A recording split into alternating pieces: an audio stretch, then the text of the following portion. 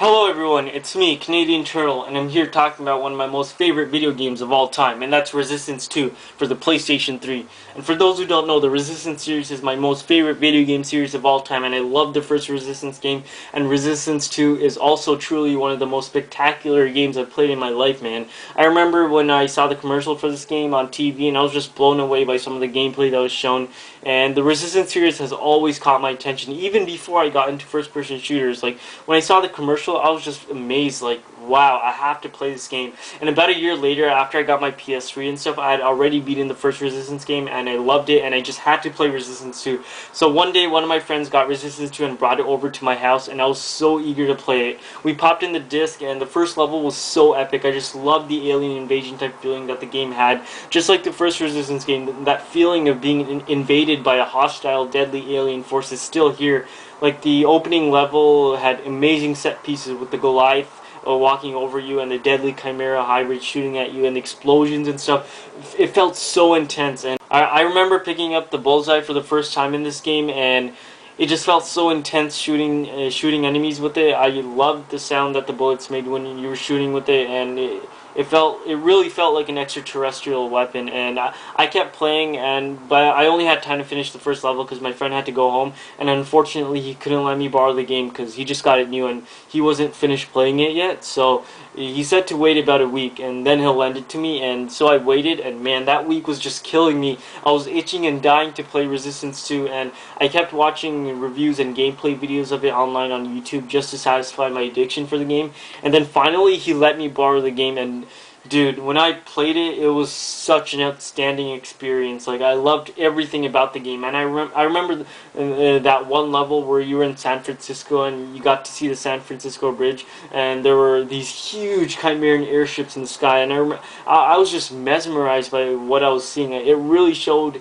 how powerful the Chimera were compared to the humans. It really gave that sense of scale and that sense of hopelessness. Like, and I loved it. I loved the orange sunset sky that the scene had, and not to mention the Chimeran ships in the background, like just destroying the cities and stuff. And the ships looked really cool too. Like, I just love how the Chimeran technology looks. Like, these massive ships were pretty much placed all over America in this game, and could you imagine how terrifying it'd be just to see something that huge when like you're in your car driving through San Francisco Bridge and you look outside through the glass and you see those gigantic Chimeran airships just floating above you? That'd be pretty scary, man. It was so interesting to see various parts of America being invaded and torn apart by the brutal Chimera. Like, the level designs looked amazing because of all the destruction that was caused by the Chimera. And, like, you see the damaged buildings and houses and cocoons that hold the Grims and the spires that have landed. This game took you to so many different unique locations around the country, like the streets of Chicago, Illinois, which was one of my favorite levels. In that part of the game, you get this awesome slicer gun that assists you in killing hordes of Grims that just came out and tried to kill you. And I loved the yellowish color palette for this level, and the environments looked really cool. I love the parts where the area around you, it was flooding and you just had to run and jump over cars and stuff so you don't drown. And I thought that was some very cool platforming elements added to the game. Not to mention that you get to encounter a Leviathan, which is a really big boss. Very cool. And also, this game had some pretty scary moments too, like the part where you were in this casino building in Chicago, Illinois. There was this one part where I was in the kitchen listening to one of the radio broadcasts, and then I hear something behind me, and I turn around, and this Grim just comes at me by surprise and just slashes at me, and it pretty much spooked me out, and it really made my heart jump. And Resistance 2 had a lot of really cool new Chimera. I found it really cool and interesting how the Chimera converted so many different Earth-like animals into their own kind. Like, so some of my most favorite new ones in the game were the Furies. I thought, it was pretty awesome how the Chimera were converting not only land creatures, but they're also converting sea creatures into Chimera. And also, I really liked the Mother Spinner boss, which you had to fight in Twin Falls Towers. It was a really cool boss fight, and it was so much fun when it threw up crawlers and you just had to shoot at them and run away from them at the same time. It looked disgustingly awesome to see the Mother Spinner just crawling around the tower. It looked so lifelike and real. And Idaho Twin Falls was a really nice level too. Like, when you get to the top of the tower where the mother spinner is, you look down and it really feels like you're on top of something really tall. Very cool. I also really liked the small spinners that were roaming around the city. And they're the really small ones, and they looked like chimeran rats. And they were actually the ones that caused the grim infestations. Like, what they did was they spun cocoons on top of dead human bodies, and that would convert them into the Grims, and I thought that was a really unique form of the conversion process. And I also really loved the Marauder. That was the Tyrannosaurus Rex-like chimera, and when I first saw it at that point, I was just enormously amazed at what the chimeran technology could do at that point. Like, they managed to bring back a fossilized creature and make it into their own. It was very terrifying. Like, I just loved the design of this monster. I remember fighting it in Crocodile, Louisiana. It had this flamethrower attack, and after you beat it, it falls over, and you have to use its body as if it was a bridge, and so that you can get to the next area of the level. And it just felt so cool walking over its dead body. It just made Nathan Hale feel like a hero because he took down such a monstrosity of a creature.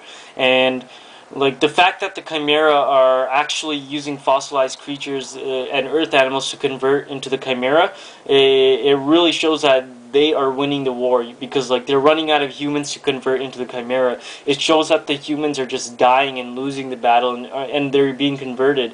And another addition that I really liked in this game were the radio broadcasts by Henry Stillman. It really added depth into the story by giving it more of a human survival feeling to the game, and it was a really great way of showing how other humans handled the invasion. And the speeches that he gave during the radio broadcasts were very emotional. Like, in the beginning, when you hear his first few radio broadcasts, he's filled with hope that there's still a chance for humanity's survival. But as the game progresses and you get further into the game, you'll hear more and more of his radio broadcasts, and you'll notice that he gets more and more depressed after each radio broadcast.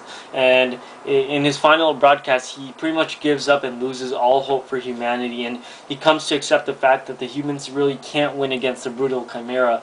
I thought these radio broadcasts were really well made and very creative and very emotional. I also love the fact that Henry Stillman's voice really fit the 1950s era pretty well. I also really enjoyed the 8-player co-op mode. It was amazing fun to kill hordes and hordes of enemies with 7 other players. And I also love the fact that the co-op missions were actually parallel to the main story mode. They weren't just co-op missions. There were actually events happening at the same time the single player story was happening.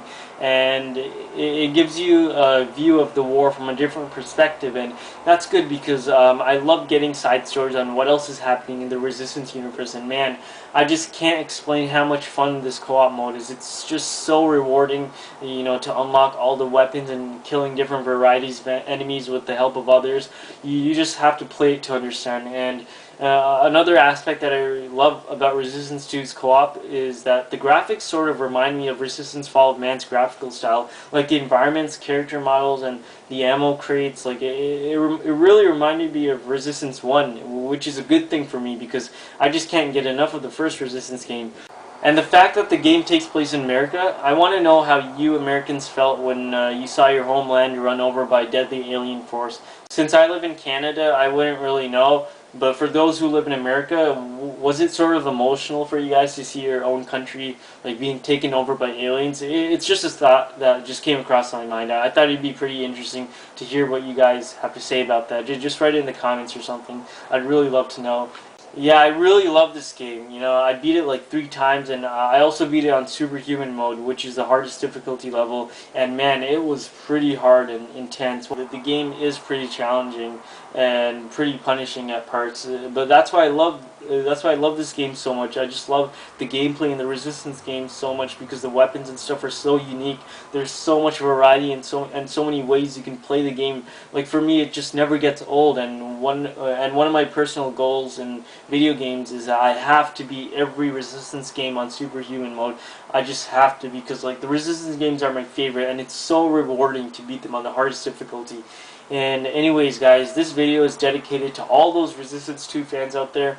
And the point of this video wasn't about reviewing the game, it was more about sharing how much I love this game and the Resistance franchise overall. And I also wanted to just gather around the Resistance fans, and I'd really love to know what your favorite memories were for this game. You know, post a video response or write in the comments. I'd love getting to know what you guys have to say, and thank you so much for watching this video. Until next time.